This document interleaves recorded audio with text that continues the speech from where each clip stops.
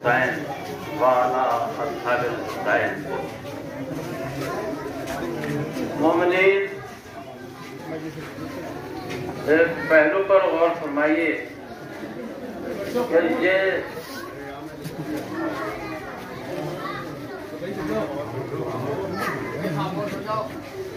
ये अहले हरम, इनसे कोई अगर गुलाम भी मुतमस्सिक हो जाता है या इनसे मुंसलिक हो जाता है, अगर ये उसको आज़ाद भी कर देते हैं तो इस घर का सदका है कि वो आज़ाद होकर भी इनके घर को नहीं छोड़ता। अब एक पहलू पर गौर फरमाइए कि 10 मुहर्रम को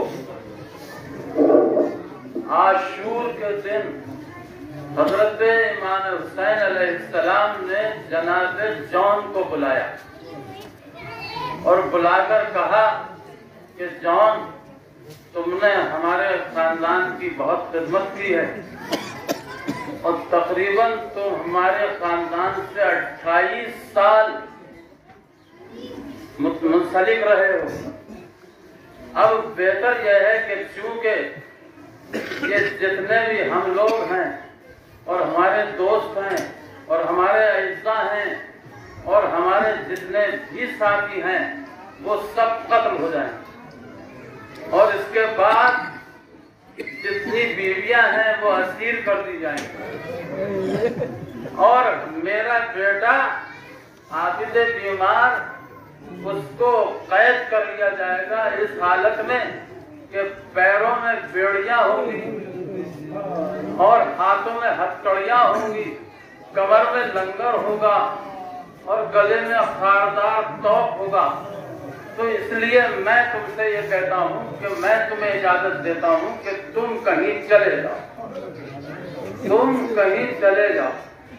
जॉन का एक बड़ा मुस्कत जवाब जनाब जॉन ने कहा कि मौला व आका, जब खुशहाली का वक्त हो, जब अमन व सुकून का वक्त हो, तब तो मैं आपके प्याले चाटूं और जब मुश्किल में आप आ जाएं और परेशानी में गिरफ्तार हो जाएं, तो जब मेरी सबसे ज्यादा मेरी आपके लिए जरूरत होगी, अब आप मुझसे ये कह रहे हैं कि मैं चला जाऊं।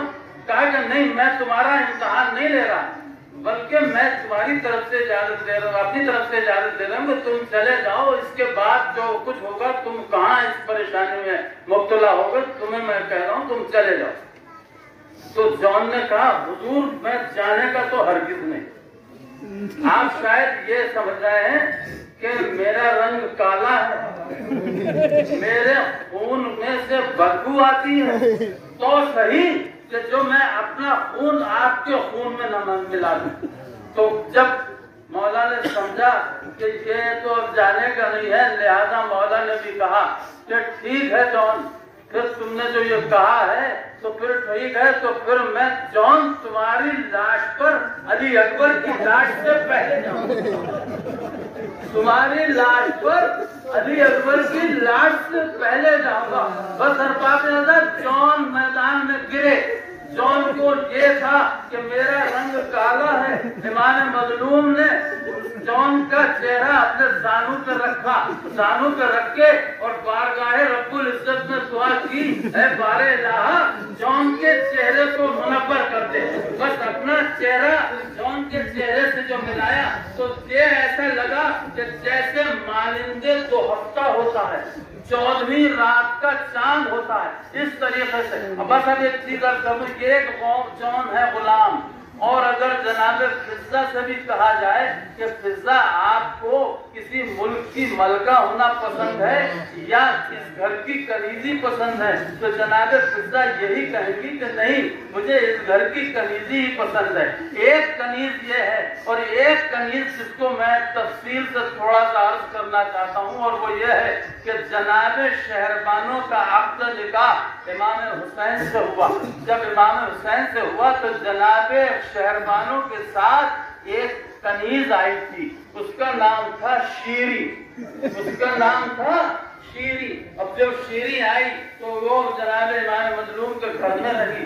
इस घर का सदका है कि माहौल की वजह से शीरी इबादत गुजार बंदी हो गई, नेकोकार हो गई, और इसके साथ साथ ये कुरान का इल्म उसको हो गया। बस हुजूर एक दफा इमाम मजलूम ने कहा कि शीरी तुम्हारी शोहरत बाहर तक है कि तुम बहुत नेक हो, बड़ी इबादत गुजार हो, लिहाजा हारिस ने तुम्हारे लिए पैगाम भेजा, हारिस ने तुम्हारे लिए पैगाम भेजा और हम तुम्हें आजाद करते हैं। लेकिन शीरी ने फरमाया कि मौला आप मुझे आजाद तो कर दीजिए, लेकिन मैं रहूंगी आप ही के घर, रहूंगी आप ही के घर। बस ये अक़्द निकाह के लिए कहा कि शीरी ने इससे कहा कि मैं हारिस से तुम्हारा अक़्द करता हूँ।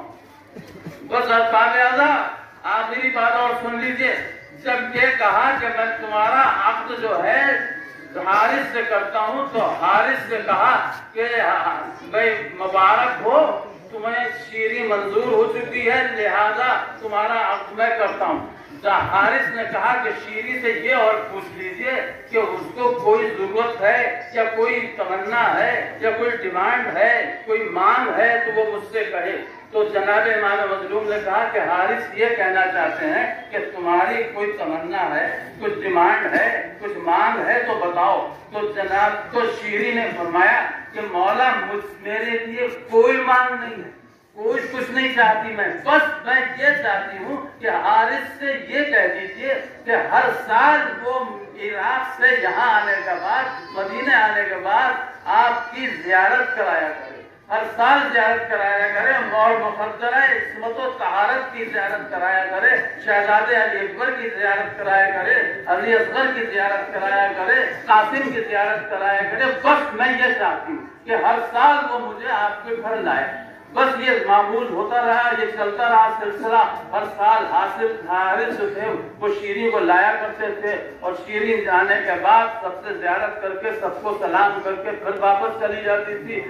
एक साल ऐसा हुआ, बस यहीं पे सोचना है आपको, एक साल ऐसा हुआ कि जनाब इमाम मजलूम ने कहा कि शीरी इस साल तो तुम आ गई, अगले साल हम तुम्हारे घर आएंगे, और मैं अकेला नहीं आऊंगा, अब्बास भी आएंगे, अली अकबर भी आएंगे, अली असगर भी आएंगे।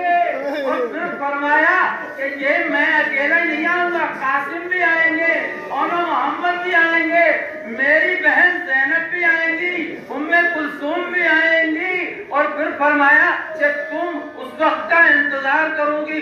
बस मैं बस ये कहकर शीरी ने को ये सुना कि मेरे यहाँ आका मौला आएंगे, तो शीरी बोलने लगी कि मेरा घर तो उस वक्त फर्श पे नहीं होगा, अर्श पे होगा।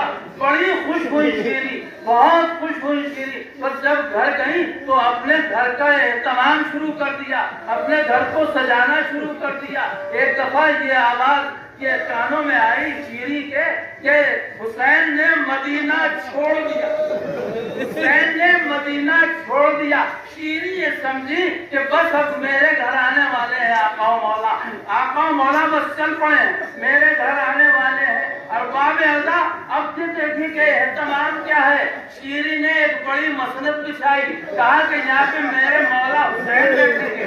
एक बराबर में मसनद बिछाई, कहा कि यहाँ मेरे मौला छोटे हजरत अब्बास बैठेंगे। एक बराबर में मसनद बिछाई कि यहाँ पर मेरे शहजादा अली अकबर बैठेगा। और एक मसनद छोटी सी और बिछाई, कहा कि यहाँ पर ओनो मोहम्मद बैठेंगे। तो बराबर में एक और मसनद बिछाई कि यहाँ पर जनाब शहजादी ज़ैनब और उम्मे कुलसूम बैठेंगी। और बाब आदा फिर सोचा कि अरे वो एक बच्चा भी तो है उसके पास, वो उसको भी तो झूला चाहिए, एक झूला भी कायम कर दिया।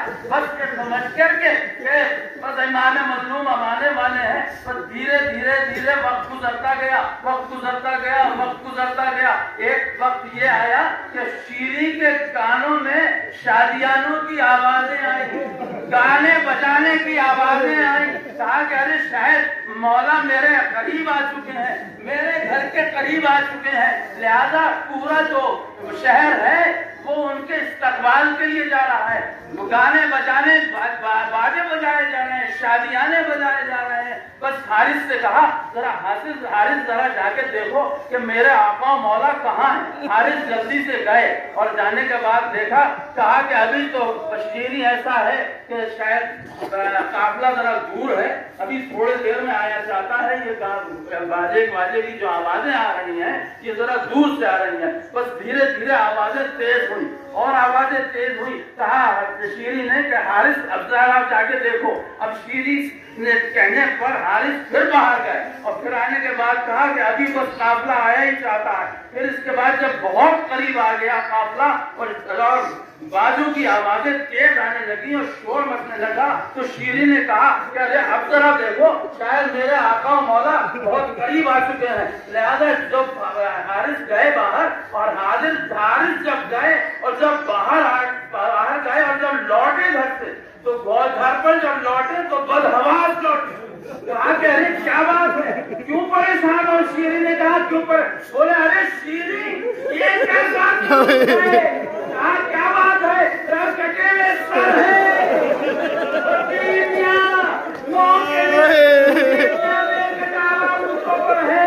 नोके नेता पर सर है, छोटे छोटे बच्चे हैं, एक बीमार आगे चल रहा है, जिसके हथकड़ियां पड़ी हुई है, बेड़ियां पड़ी हुई है, तो सलासल में गिरफ्तार है। अरे शीरी ने कहा ये क्या माता है? शीरी ने जल्दी से चादर ओढ़ के जो बाहर गई तो देखा ये मंजर, जनाने ज़ैनब के कूट के करीब आई। कहा बीबी ये क्या हाल है?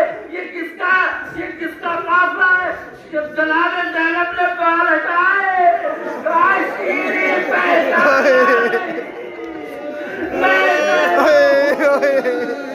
तुम्हारे आका मौला मजलूम का सर है।